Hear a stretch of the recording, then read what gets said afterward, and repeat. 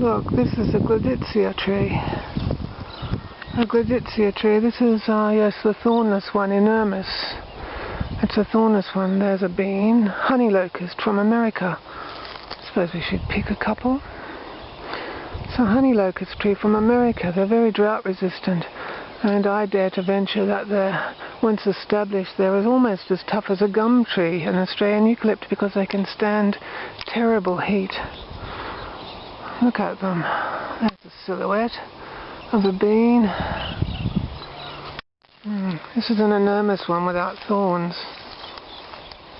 Beans, honey locust beans. I think they're mainly eaten by children, according to... Of course, cattle can eat them as the pods, but the beans are mainly used by children, I think. Oh, that's just a nibble on. Oh, related to carob trees, of course.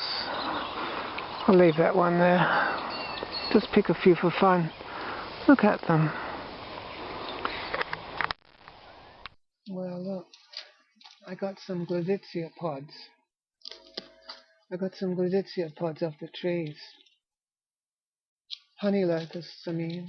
Let's read about them from Bill Mollison's Permaculture. Permaculture One. Let's just read a little bit about them. They're from North America. Yes, Gleditsia triacanthos or triacanthos. They're from North America, from New York to Nebraska, Louisiana to Minnesota, occasionally grown locally as ornamental. The pods. Okay, they're high in sugar, 27 to 30% pod, and seeds, 10% protein. So the pods themselves are 27 to 30% high in sugar. They can be used for stock feed, ground or whole. The feed value is equivalent to oats. The ground meal mixed with cornmeal for sweet bread, so they're useful for making sweet bread. Yields up to 20 bushels per tree and very reliable in yield. 8-year-old trees in Alabama. Some trees produced over 250 pounds per tree.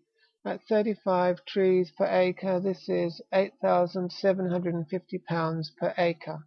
Timber is durable and beautiful. Very hardy to frost and drought. Pods have ripened in London and the UK.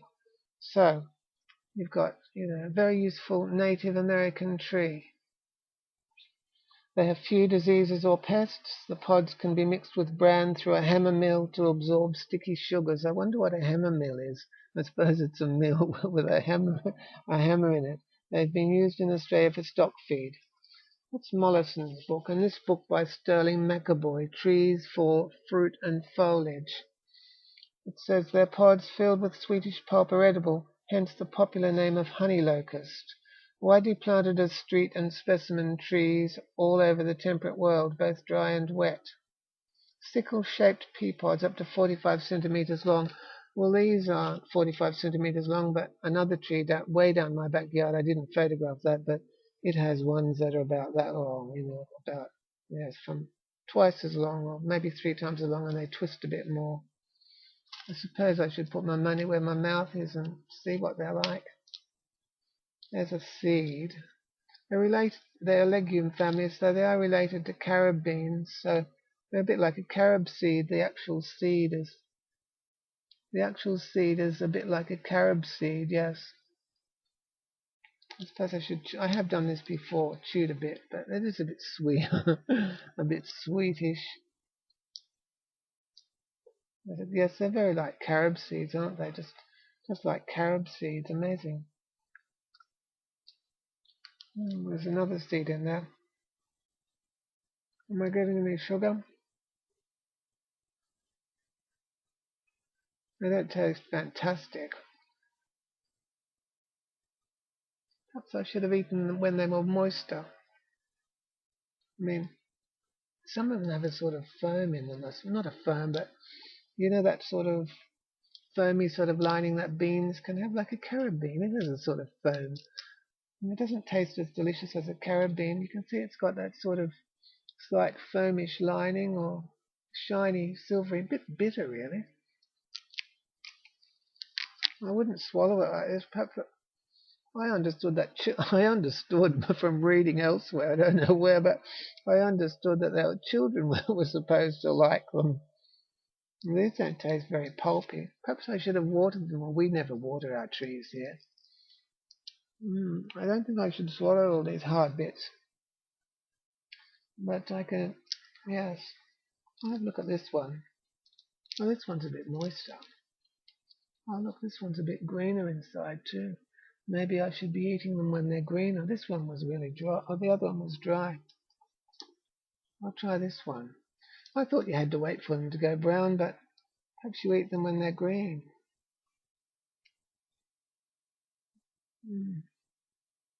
That tastes a bit sweet. Yes, perhaps you meant to eat them when they're green. I thought you had to wait for them to go brown.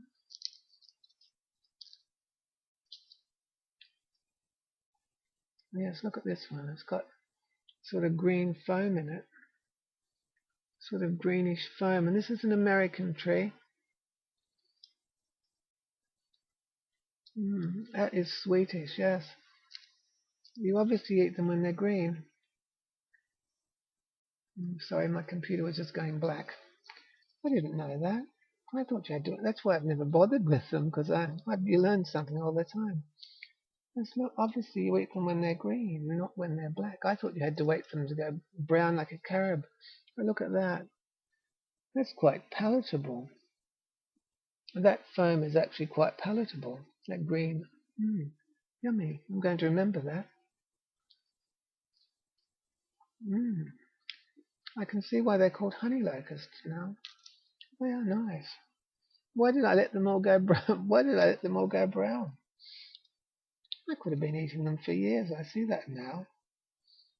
I could have been eating them for years. We've got some huge ones down the back, and I just never bothered. I thought they didn't taste very nice. I thought they were like eating cardboard, and these old dry ones are like eating cardboard. Listen. See, they're too crisp. These ones can probably be ground to flour, but look, they're not green. I see. Yes, that's not green. But yes, the green one is much nicer. Yes. Nice green they are. Yeah, I must remember that.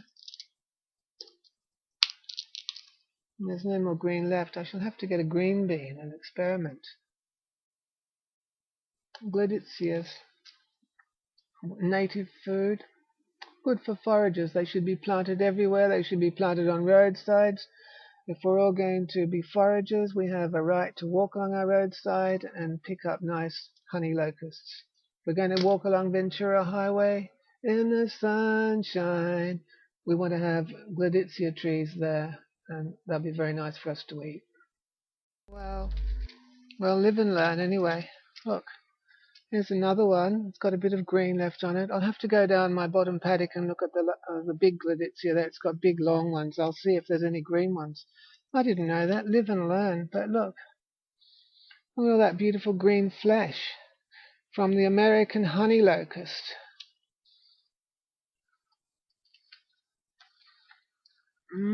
If only I'd known all these years I've just been letting them go brown. That's quite palatable. It's not an avocado, it's sweet.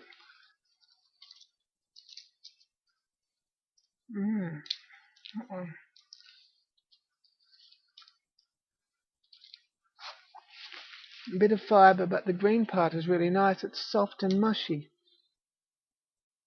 Soft like an avocado, but sugary, sweet.